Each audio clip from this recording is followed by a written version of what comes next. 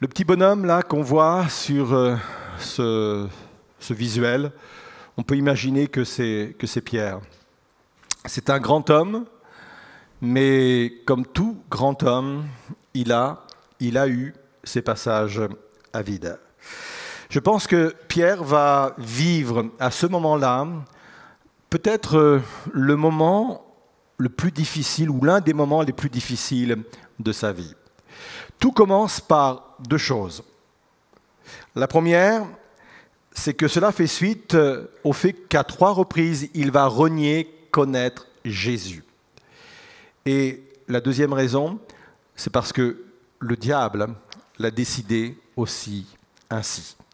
On l'a vu la semaine dernière, que ce qu'il vit, ce passage à vide, est de nature spirituelle. Jésus l'avait averti, Luc 22, 31. « Simon, Simon, fais attention, Satan vous a réclamé pour vous passer tous au crible, comme on secoue le blé pour le séparer de la balle. » Jésus l'avait averti, certes ça fait suite à cet événement du reniement, mais le diable a saisi cet événement pour l'attaquer encore davantage. Cette attaque est tellement profonde, tellement sévère, tellement pernicieuse qu'il a du mal à s'en relever. Vous savez qu'il y a dans notre vie, notre marche chrétienne, des attaques qui n'ont pas forcément de grandes envergures, mais il y en a d'autres qui sont vraiment persistantes. Et là, c'est le cas. Quelque chose s'est cassé en lui. Et ce qui me pousse à dire cela, c'est qu'à un moment donné, après avoir renié Jésus à 3 reprises, la Bible nous dit qu'il va pleurer amèrement. Et le sens de pleurer amèrement, dans le sens littéral, c'est le même sens que pleurer quand on vit un deuil, quand on vient de perdre quelqu'un de très cher. Quelqu'un qui nous manque déjà, quelqu'un qui nous a quittés. Et quand cette forme de pleurs est liée à ce que vit Pierre, c'est cette indication qui nous fait dire il vient de perdre quelque chose de très grand, très profond en lui, qu'il ne peut pas faire autrement que l'exprimer en criant, en pleurant. C'est une attaque sévère. Et peut-être qu'au cours de votre vie, vous avez connu de telles attaques. Peut-être qu'aujourd'hui, vous connaissez de telles attaques, ou peut-être que vous en connaîtrez, parce que je le disais la semaine dernière, ça touche tout le monde. Le but est simple, le but de cette attaque est simple. L'adversaire de son âme, de nos âmes, veut l'écarter de son appel. Ne cherchez pas d'autre but que cela. Il ne veut pas que Pierre rentre dans son appel. Il veut le rendre inopérable dans le royaume de Dieu. Il veut le mettre sur la touche. Retenez bien ceci. Le diable n'est pas omniscient. Ça veut dire qu'il ne sait pas tout. Pour une simple raison, c'est que c'est une créature. L'omniscience, ou les attributs divins en général, n'appartiennent qu'à Dieu. Dieu le Père, Dieu le Fils et Dieu le Saint-Esprit. Fort heureusement, le diable n'est pas une nature divine. Il est une créature. Il a été créé par Dieu. Pas en l'état, parce que je vous entends déjà. Ah bon, il a créé le diable. Pas en l'état. Il l'a créé parfait. Il était un ange modèle, un ange parfait. Mais comme pour les hommes, Dieu a donné la liberté aux anges aussi de choisir Dieu ou de le rejeter. Et des anges l'ont rejeté, ainsi que celui qui va devenir le diable. Donc il n'a pas l'omniscience, mais il pressent certaines choses. Et il pressentait en Pierre qu'il allait devenir un homme important, crucial dans le royaume de Dieu. Il pressentait des choses sur la vie de Pierre. C'est pour cela qu'il anticipe en voulant l'arrêter dès le début. Et j'aimerais peut-être le dire aussi pour nous, même si l'adversaire de nos âmes ne sait pas tout, il peut pressentir des choses sur nos vies. Il peut pressentir des engagements, il peut pressentir des appels divins, il peut pressentir des destinées hors normes. Il est capable de pressentir ce genre de choses. Et quand il pressent de telles choses, il fait ce qu'il a fait pour Pierre. Il l'attaque, il le met hors d'état de nuire. Il le met sur la touche. On a l'impression qu'il va réussir, puisqu'on l'a vu la semaine dernière, Pierre va prendre cette décision terrible d'abandonner son appel et de retourner à son ancienne vie, de retourner à son ancien métier. Jean 21, verset 3. Simon-Pierre dit aux autres, « Je m'en vais pêcher. » Nous aussi, nous y allons avec toi, lui dirent-ils, et les voilà partis. Ils montèrent dans un bateau, mais la nuit s'écoula sans qu'ils attrapent un seul poisson. Et on l'a vu, il n'y a pas d'ambiguïté. Quand il dit « je vais pêcher », le sens littéral, c'est vraiment « je retourne à mon ancienne vie, je retourne à mon ancien métier ». Et c'est à partir de ce moment-là que Jésus va intervenir d'une façon extraordinaire pour le sortir de ce passage à vide, pour le sortir de cette attaque personnelle, pour le sortir de son état intérieur qu'il a du mal lui-même à vivre. Et par sa façon d'agir, nous allons dégager ensemble plusieurs leçons. La première leçon que l'on reçoit au travers de cette histoire, c'est au travers de cette question qui pourrait consister à dire « Mais pourquoi Dieu n'est pas intervenu plus tôt ?» Pourquoi il a attendu que Pierre passe pendant ces moments un peu terribles, un peu compliqués, un peu difficiles. Je ne sais pas combien de temps ça a duré, mais ça a duré plusieurs semaines. Il est là accablé, il est là comme touché. Pourquoi Dieu attend, pourquoi Jésus attend uniquement ce temps-là, quand il se trouve en Galilée pour intervenir? Pourquoi il ne sort pas de ce marasme avant? Et parfois, ce sont des questions que l'on se pose quand on vit nous-mêmes des situations compliquées ou quand on voit des personnes qui vivent des situations compliquées. On se dit, mais pourquoi Dieu n'intervient pas avant? Pourquoi Jésus n'intervient pas avant? Pour une simple raison, il faut retenir cela comme une leçon importante, c'est qu'il ne veut pas interrompre la leçon que Pierre est en train de recevoir. Il faut que Pierre aille au bout de son processus. Il faut que Pierre aille au bout de son cycle d'enseignement pour grandir. On ne change pas de classe tant qu'on n'est pas parvenu au bout de notre cycle d'enseignement. On le vit sur le plan naturel, on le vit dans le plan des études, mais c'est vrai également sur le plan spirituel. Dieu ne va pas intervenir, Dieu ne va pas nous retirer de la classe, ne va pas nous retirer de la leçon à apprendre tant qu'on n'est pas arrivé au bout. Et c'est une fois arrivé au bout qu'on aura la possibilité de changer de classe, c'est-à-dire de grandir, de passer à une autre étape, de rentrer dans une autre dimension. Vous êtes toujours là ?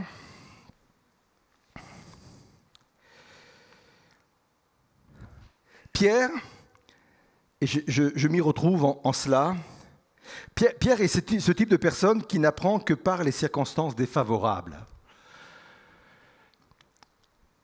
Il a participé tout de même pendant 3 ans et demi à des enseignements exceptionnels. Jésus a enseigné, certes, la foule, mais parfois il prenait les 12, et Pierre faisait partie de ces 12, et il les enseignait d'une façon personnelle, particulière. Et Pierre aurait pu s'enrichir, sans doute qu'il l'a fait, mais Pierre aurait pu davantage s'enrichir de ses enseignements, il aurait pu se nourrir et lui-même se transformer et changer. Mais Pierre est de cette nature de comprendre, d'assimiler les leçons que par des événements compliqués et difficiles. C'est la raison pour laquelle Jésus l'a laissé couler à un moment donné. Vous vous souvenez quand il marche sur les eaux? Jésus aurait pu l'accompagner jusqu'au bout, aurait pu dire, voilà, je vais t'aider, je vais t'accompagner, tu vas marcher jusqu'au bout avec moi, tu vas marcher sur l'eau. Non, il l'a laissé couler, parce qu'il avait beaucoup plus à apprendre dans le fait de couler que de marcher sur les eaux. Alors je comprends mieux pourquoi, parfois, et là je parle de moi-même, Dieu me permet de prendre le bouillon. Je suis le seul à prendre parfois le bouillon, dans le domaine professionnel, dans le domaine familial, dans le domaine émotionnel, dans le domaine spirituel, que sais-je. Il ne le fait pas par plaisir, il ne le fait pas pour dire « Ah !» Non, il le fait parce qu'il sait que de cela, et peut-être que c'est le seul moyen que j'ai une leçon extraordinaire à apprendre pour me faire grandir. Pierre est de cette trempe-là. Alors, C'est la première leçon qui se dégage de l'intervention de Jésus. La deuxième leçon, nous la découvrons dans la raison de ce miracle. Jésus va accomplir un miracle pour lui faire revivre quelque chose que Pierre a déjà vécu. On va relire ensemble ce miracle. Donc, après la résurrection, les disciples vont aller pêcher et Jésus se présente à nouveau aux disciples. Ils ont pêché toute la nuit, ils n'ont rien pris. Et Jean 21, versets 4 à 6, reprend l'histoire. Déjà, le jour commençait à se lever. Et voici, Jésus se tenait debout sur le rivage. Mais les disciples ignoraient que c'était lui. Il les appela. « Hé, les enfants !» Il y a le sens un peu plus familier, d'autres disent « Hé les gars, avez-vous pris du poisson ?»« Rien, répondirent-ils. »« Jetez le filet du côté droit du bateau, leur dit-il alors, et vous en trouverez. » Ils lancèrent donc le filet et ne purent plus le remonter, tellement il y avait de poissons. Et à cela, on peut dire Amen. Ce miracle ne vous rappelle rien ? Est-ce que c'est la seule fois que les disciples, et Pierre en particulier, vivent ce miracle? Non, c'est la deuxième fois. Pierre a vécu ce miracle au moment de sa conversion. C'était l'élément déclencheur qui l'a fait devenir disciple, qui a fait qu'il a accepté l'appel et le ministère de Dieu. Ils vont vivre exactement la même chose. Ça va se passer au même endroit, à la mer de Galilée. Dans les mêmes circonstances, ils avaient pêché toute la nuit sans rien prendre. Vous le lirez dans Luc 5. Ils vont recevoir de Jésus le même ordre de jeter le filet. Ils vont réagir de la même façon. Ils vont obéir. Et ils vont vivre le même miracle parce qu'à chaque fois, il y a eu une pêche miraculeuse. C'est exactement le même miracle. Le miracle que Pierre a connu le jour où il a accepté de devenir disciple de Jésus-Christ. Ce n'est pas un hasard, hein? Il n'y a pas de hasard dans la Bible. Pourquoi Jésus voulait-il que Pierre revive le même miracle? Tout simplement parce qu'il voulait que Pierre se souvienne dans quelles conditions il était avant que Jésus aille le chercher. Jésus, quand il a trouvé Pierre, il l'a trouvé dans une barque vide, avec des filets vides, et en un instant, par un miracle, il est devenu un entrepreneur prospère, puisque Dieu est venu, Jésus est venu lui remplir sa propre barque.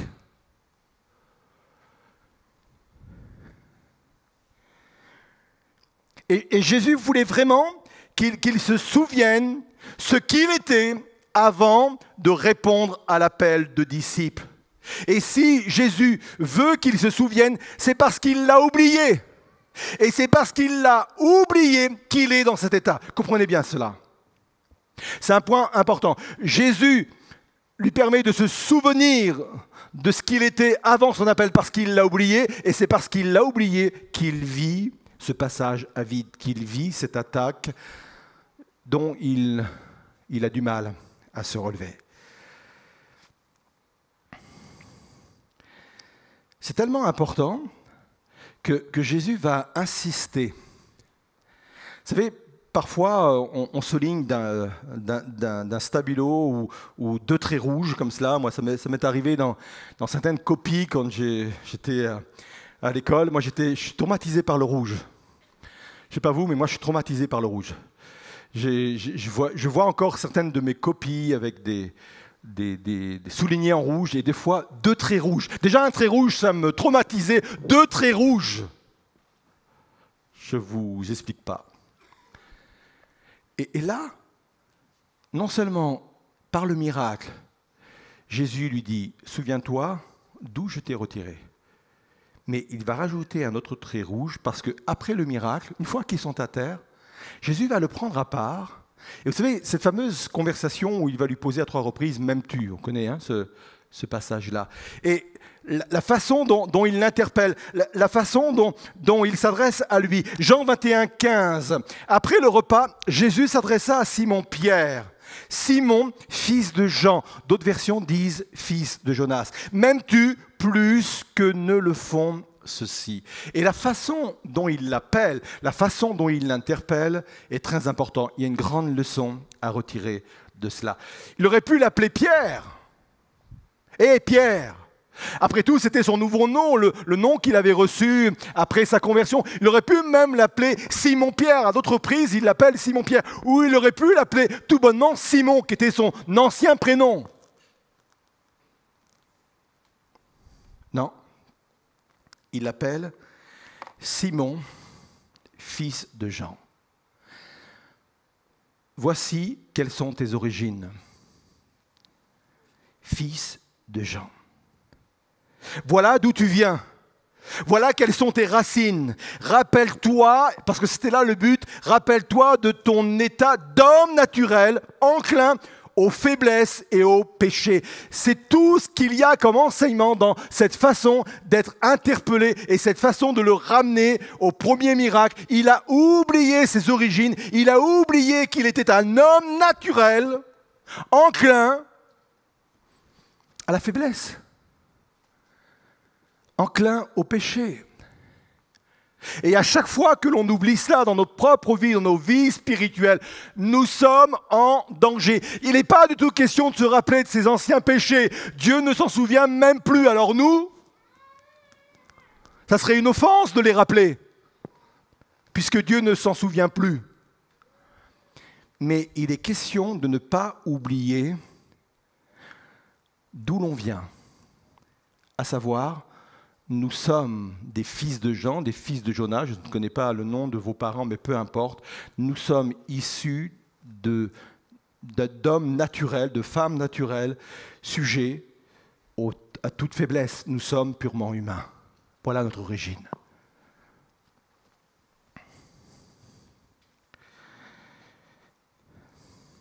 Jésus présente cela comme des racines d'un arbre qui lui permettra de s'élever.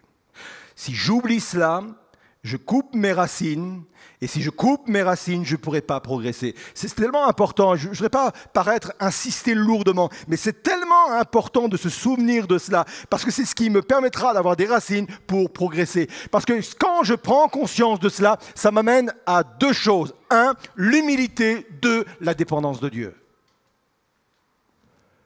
Et quand je reste dans cette humilité et cette dépendance de Dieu, parce que je me souviens de mon état d'homme naturel et sujet à la faiblesse, quand je me souviens de cela, je reste dans l'humilité et je reste dépendant de Dieu. Et parfois, Dieu me fait prendre le bouillon justement pour que je me souvienne que je ne suis pas pasteur, mais que je suis, avant d'être pasteur, je suis un simple homme enclin à de grandes faiblesses également. À chaque fois que j'oublie, il y a des choses qui se passent. N'oublions jamais cela. C'est tellement important également. Vous savez, quand Jésus va faire ce discours dans l'évangile de Matthieu au chapitre 5, et on a appelé ce discours le discours sur la montagne, le sermon sur la montagne. C'est un sermon qui est fédérateur, en fin de compte. C'est un sermon qui est fondateur, qui vient fonder les bases, les règles du royaume de Dieu. Donc il va donner plusieurs règles, c'est les béatitudes, heureux, bénis, on connaît tout ce passage. Et la première des règles, elle est très importante, c'est celle qu'on vient de décrire. Il va dire ceci: heureux les pauvres en esprit, car le royaume des cieux est à eux. Et on sait bien qu'il n'est pas question ici des simples d'esprit. Il est question ici des pauvres en esprit qui ont assez d'humilité pour reconnaître leurs faiblesses et admettre leur dépendance de Dieu. Jésus est en train de dire: c'est la base de mon royaume. Pierre, parce que tu l'as oublié, tu n'arrives pas à remonter. Parce que tu l'as oublié, tu as été attaqué. Parce que tu l'as oublié, tu as pris le bouillon. Parce que tu l'as oublié, tu n'arrives pas à te sortir de ce que tu es. J'ai besoin de rester dans cette base même fondateur, une base fondatrice du royaume de Dieu qui me permettra de pouvoir rentrer dans ce royaume. Ça, c'est la deuxième leçon. La première leçon, Dieu intervient quand je suis au cycle de mon enseignement. Deuxième leçon, la raison de ce miracle était pour que Pierre se souvienne de ce qu'il était avant que le Seigneur vienne le chercher. Troisième leçon, Pierre avait besoin d'être ressuscité. Et je veux employer ce mot dans son sens étymologique. Le mot ressuscité, en fin de compte, c'est deux mots. Ils vont apparaître devant vous. Ressuscité. Dans le sens de susciter à nouveau. Susciter un nouvel élan. Susciter une nouvelle envie, une nouvelle passion. C'est ce que va vivre l'apôtre Pierre. J'aimerais vous dire que se ressusciter, susciter à nouveau, c'est le défi de toute une vie spirituelle. Sans cesse, on a besoin de ressusciter. Sans cesse, on a besoin que la passion soit suscitée à nouveau, que l'élan au-dedans de nous soit suscité à nouveau. C'est vraiment le défi d'une vie spirituelle.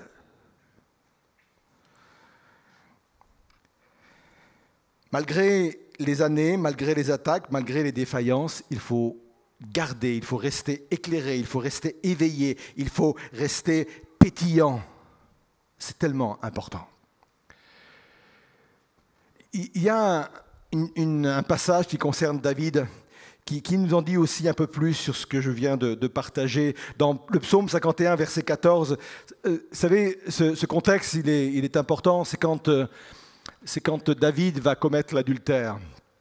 Donc il avait une raison de perdre un peu ce pétillant, cette passion pour Dieu.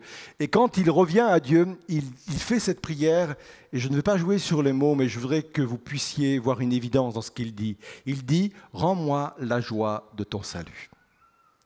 Il n'est pas en train de dire « Rends-moi mon salut ». Je vais peut-être vous choquer, peut-être que on ne va pas être d'accord sur le sujet, mais peu importe, je fais une parenthèse, je vais la refermer. Je pense qu'à ce moment-là, David n'a pas perdu son salut. Si on perdait le salut à chaque fois qu'on fait un péché, personne ne serait sauvé. Par contre, s'il avait persisté dans son péché, oui, il aurait pu perdre son salut. Il ne dit pas « Rends-moi mon salut » parce qu'il l'a encore, mais « Rends-moi la joie de mon salut ». Je crois qu'on peut vivre une vie chrétienne, on peut exercer l'appel, le ministère, le don, les talents que Dieu a mis sur nos vies, parce qu'on ne les a pas perdus. Et ces choses sont toujours là comme pour le salut, mais on a perdu la joie, on a perdu le pétillant, on a perdu la passion, c'est détruit en nous, et c'est ce que était en train de vivre Pierre. Il va faire une expérience extraordinaire, il va ressusciter. Au contact du ressuscité, il va ressusciter.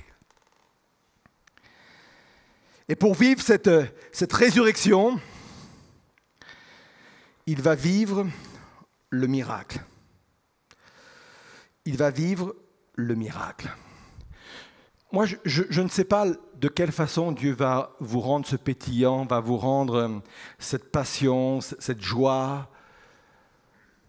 Soyez attentifs. Franchement, si vous êtes honnête devant Dieu et que vous lui dites, Seigneur, moi je suis un peu comme Pierre là. Il y a des passages compliqués, il y a des passages à vide, et puis oui, j'ai perdu la joie de mon salut, j'ai perdu ce peps, j'ai perdu ce pétillant, j'ai perdu tout cela.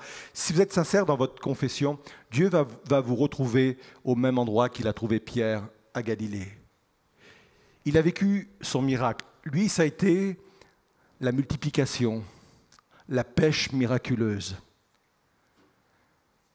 Mais vous, ça sera peut-être autre chose. J'ai foi en un Dieu qui vient ressusciter. J'ai foi en Dieu qui a de multiples moyens à sa disposition, de multiples solutions à sa disposition pour venir me et vous et nous ressusciter. Je ne sais pas ce qu'il va employer, mais soyez attentifs. À un moment donné, il est dit dans les Écritures, on l'a lu ensemble, que les disciples ne l'avaient pas reconnu. Ils n'avaient pas reconnu Jésus. Parce que Jésus vient toujours de la façon qu'on ne l'attend pas, pardon. Soyez attentifs. Ne passez pas, et ça peut être cette semaine, ça peut se vivre dans un moment de communion avec Dieu, ça peut se vivre dans le culte ce matin, ça peut venir d'une façon un peu cachée, d'une façon un peu visible, je ne sais pas. Mais à partir du moment où, comme Pierre, je suis là dans un état compliqué, je crois que Dieu vient me ressusciter, peu importe le moyen qu'il va utiliser, mais je vais être attentif au moyen qui va se présenter à moi. Jean 21, verset 7, c'est la conclusion de ce miracle. Le disciple que Jésus aimait dit alors à Pierre, donc le disciple c'est Jean, dit à Pierre, « C'est le Seigneur ». En entendant que c'était le Seigneur, Simon-Pierre, qui avait enlevé sa tunique pour pêcher, l'a remis et se jeta à l'eau. Les autres disciples regagnèrent la rive avec le bateau en remorquant le filet plein de poissons, car il n'était qu'à une centaine de mètres du rivage. J'aime l'alliance entre Jean et Pierre. Jean, lui, c'est la réflexion. Lui, Jean, c'est la révélation. Pierre, c'est l'initiative. Mais les deux ne peuvent fonctionner qu'ensemble. Jean, lui, quand il voit ce miracle, il reconnaît d'emblée que c'est le Seigneur. Un tel miracle ne peut venir que du Seigneur Jésus. Et Pierre, en entendant cela, se jette à l'eau, c'est l'initiative. Et ils ont 100 mètres à parcourir, les autres le font à la barque, lui il le fait à la nage, ou il fait ses 100 mètres à la nage, parce qu'il a envie de retrouver le Seigneur Jésus. Je vais conclure avec cela. Je ne sais pas quel est le moyen que Dieu veut et va utiliser pour à nouveau susciter en vous un élan, une passion, j'ai employé le mot pétillant, cette joie du salut, mais il est important pour vous de reconnaître dans ce que vous allez vivre ce matin, ou peut-être même la nature même du message suffira, ou dans la semaine, pour que vous puissiez dire ça, c'est le Seigneur. Il vient au-devant de moi, il met vraiment les jalons pour que je puisse vivre la réalité de ce retour. Je voudrais vous inviter à vous lever à votre place et je voudrais qu'on puisse rester encore quelques instants dans le recueillement. On va rester quelques instants parce que je voudrais vous amener vraiment à vivre ce qu'on vient de partager. Les musiciens vont reprendre le chant qu'ils ont chanté avant la prédication, parce qu'on veut proclamer que c'est la résurrection qui triomphe, c'est la vie qui triomphe, que Jésus a triomphé. Et je voudrais, en conclusion, revenir un peu sur les détails du message pour vous amener peut-être à considérer davantage vos situations. Passage à vide. On en a parlé dimanche dernier, on en reparle aujourd'hui. C'est peut-être le cas de quelqu'un ce matin. Et vous savez, je ne peux pas vous faire venir sur le devant pour les raisons sanitaires, mais je pense qu'à votre place, vous pouvez vivre cette introspection et vivre les réalités de ce que nous venons de partager. Passage à vide. Peut-être que c'est pour des raisons simples à expliquer. Vous êtes à même, vous, de donner un sens à ce qui vous arrive, ou peut-être pas. Parce que je crois aussi qu'il y a des attaques qui sont d'ordre spirituel. Il y a des situations qui sont d'ordre spirituel qui nous atteignent régulièrement. Je ne sais pas. Alors je veux retenir les 3 leçons qui se dégagent de notre texte. Je veux croire que je ne veux pas chercher uniquement l'ennemi au travers de cette épreuve, mais je veux rechercher l'enseignement.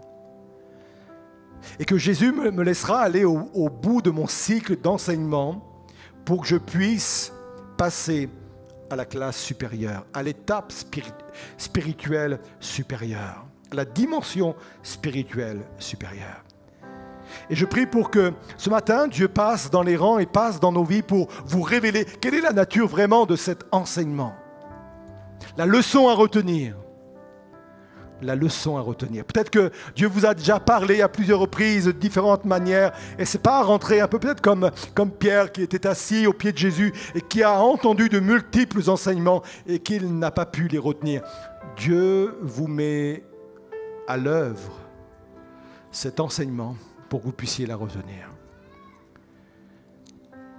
La deuxième leçon qui se dégage de cela, c'est que ça doit nous ramener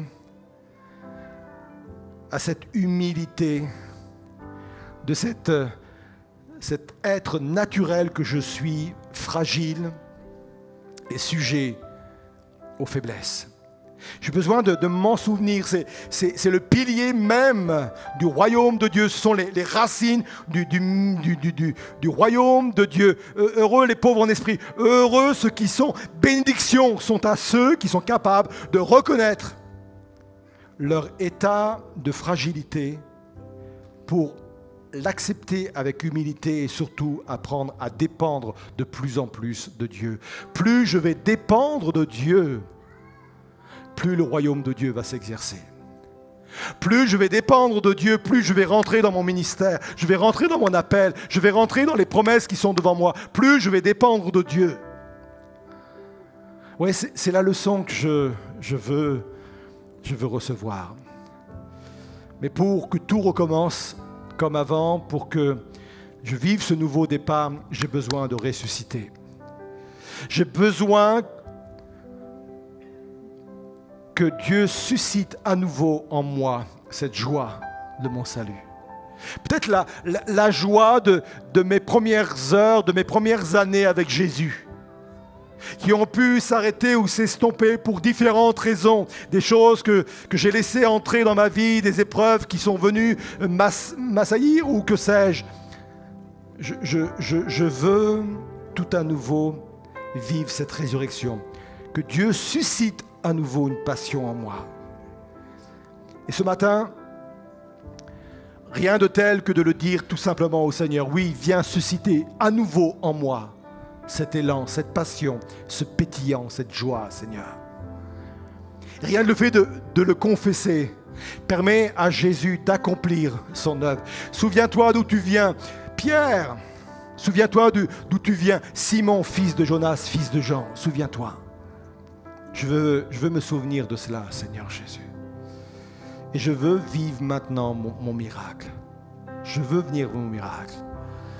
Je veux être attentif à ce que tu veux faire, peut-être ce matin dans ce culte dans ma vie ou dans la semaine. Je veux être attentif, je veux vivre aussi mon miracle.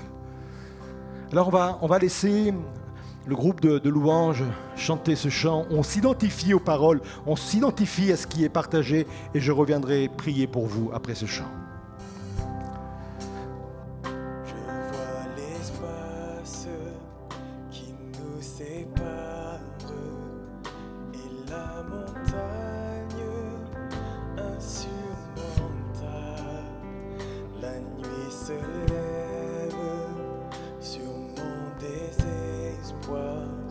J'appelle à toi quand tout est noir. Dans les ténèbres, ta bienveillance toujours éclaire mon âme en peine. Tout est accompli tel qu'il est écrit. Jésus-Christ, mon espérance.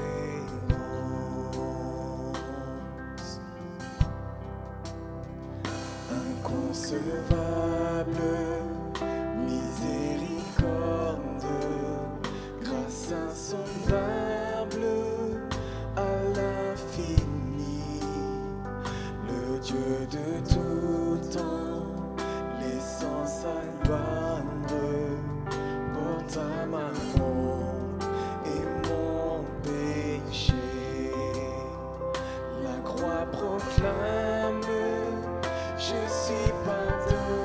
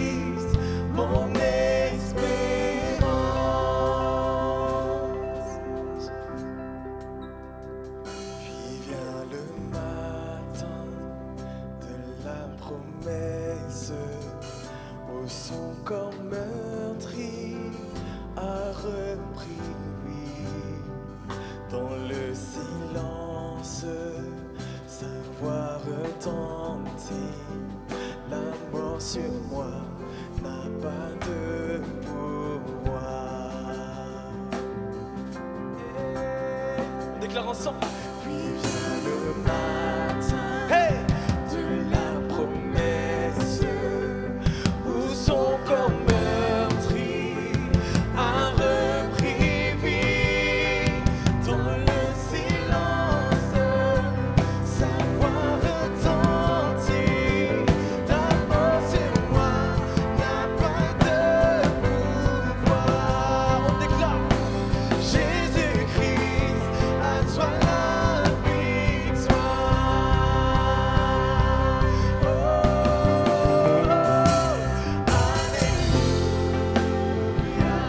gloire à mon libérateur. Alléluia, la mort c'est dans sa faveur.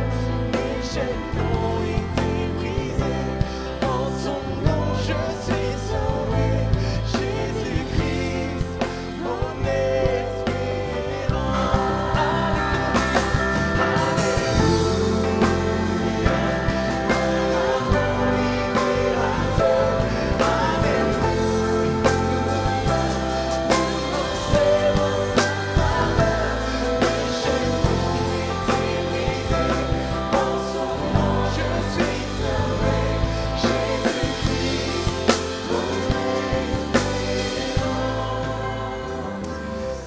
Il y a quelque chose de très important dans la parole de Dieu, c'est l'identification, s'identifier aux choses. C'est une façon de s'approprier par la foi ce qui a été accompli ou vécu par le Seigneur Jésus. Et dans ce que nous venons de chanter, il est important de s'identifier à cela. La Bible nous dit que nous étions en Christ. Quand Christ est mort sur la croix, nous étions en Christ. Quand Christ a été déposé dans le tombeau, nous étions également en lui. Et quand il est ressuscité, nous étions toujours en lui. Et quand on chante qu'il a repris vie, si je m'identifie à lui, je reprends vie ce matin. Je ne sais pas comment je vis les choses, comment je suis ce matin dans ce culte, mais si j'ai besoin de reprendre vie, si j'ai besoin de ressusciter à nouveau, en m'identifiant à l'œuvre de Jésus, par la foi, je me saisis de ce qu'il a lui-même vécu. C'est le but des paroles que nous trouvons dans la Bible, c'est de s'identifier. Je m'identifie à la mort de Christ et je m'identifie à sa résurrection. Je vis ce matin ma résurrection. Alors on va rechanter Alléluia et on va proclamer que nous le vivons ensemble et je prie avec vous après.